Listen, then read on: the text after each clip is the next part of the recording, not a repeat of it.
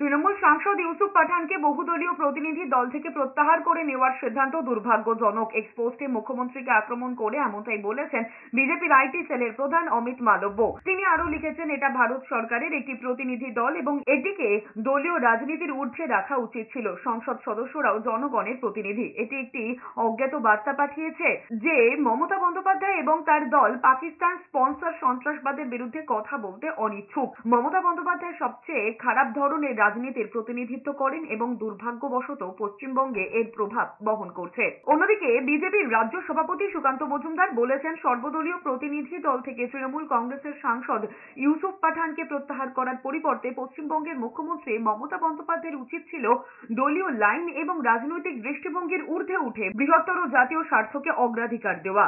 এই প্রতিনিধি দলটি ভারত সরকার গঠন করেছে এবং কারা এর অংশ হবে তার সিদ্ধান্ত নেওয়ার অধিকার সরকারের। এটা কোনো রাজনৈতিক সফর নয়, বরং একটি রাজ্য নেতৃত্বাধীন উদ্যোগ। They cannot decide the member's name from their own. It is not their choice. It is the choice of the party.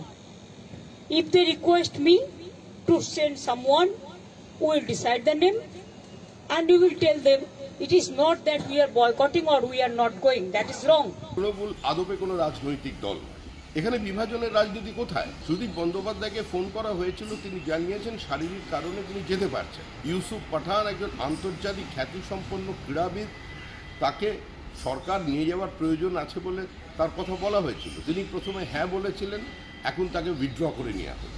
কংগ্রেসেরও তো দুজন প্রতিনিধি যাচ্ছে, তো এখানে দলের প্রশ্ন কোথা থেকে আসছে? এটা সারা বিশ্ববাসীকে দেখানো যে সন্ত্রাসবাদের বিরুদ্ধে ভারতবর্ষ ঐক্যবদ্ধ।